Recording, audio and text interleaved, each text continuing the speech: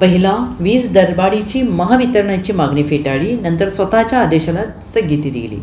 राज्य वीज नियामक आयोगाच्या स्थापनेपासून पहिल्यांदाच वीज दरवाढीची महावितरणाची मागणी फेटाळत वीज ग्राहकांना अंशतः दिलासा देणाऱ्या आयोगाने स्वतःच्याच आदेशाला स्थगिती दिली. त्यामुळे आधी वीज ग्राहकांना दिलासा, नंतर त्यांच्याच आदेशाला स्थगिती देत आयोगाने जुने वीज दर लागू राहतील असा आदेश दिला आहे. त्यामुळे राज्यातील सुमारे 3 कोटी वीज ग्राहकांमध्ये संतापाची प्रचंड लाट उसळली आहे. महावितरणाने फेब्रुवारी महिन्यात सन 2025 ते 30 या कालावधीसाठी वीज दर निश्चितीचा प्रस्ताव वीज नियामक आयोगासमोर मंजुरीसाठी दाखल केला होता. त्यामध्ये प्रत्यक्ष आणि अप्रत्यक्ष छुपी दरवाढ प्रस्तावित करण्यात आली होती आणि यावर हजारो वीज ग्राहकांच्या लेखी हरकती आणि जाहीर सुनावणीमधील विरोध आणि सूचना विचारात घेऊन नियामक आयोगाने दिनांक 1 एप्रिल 2025 पासून लागू करावयाच्या दराबाबत दिनांक 28 मार्च रोजी निकाल जाहीर केला आणि यावेळी राज्यातील सुमारे 3 कोटी वीज ग्राहकांना पहिल्यांदा दिलासा देत महावितरणाला भ्रष्टाचाराच्या माध्यमातून होत असलेली अतिरिक्त वीज गळती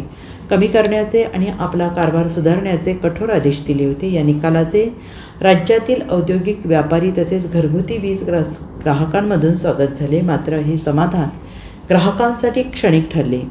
वीज नियामक आयोगाचे महावितरणाच्या केवळ एका साध्या अर्जावर आणि घातलेल्या नियमांना घाबरून नियामक आयोगाने स्वतःच्याच आदेशाला स्थगिती देत एप्रिलपासून जुनेच वीज दर लागू राहतील असा फतवा दिनांक 2 एप्रिलला जारी केला. हा एकतर्फी आदेश जारी करताना राज्यातील 3 कोटी वीज ग्राहकांना विचारात घ्यायची तसदी नियामक आयोगाने घेतली नसल्यानं ग्राहकांमध्ये तीव्र संताप व्यक्त होतो आहे. वीज नियामक आयोगाच्या या पराक्रमामुळे त्यांच्या विश्वासार्हतेवर प्रश्नचिन्ह निर्माण झालं आहे.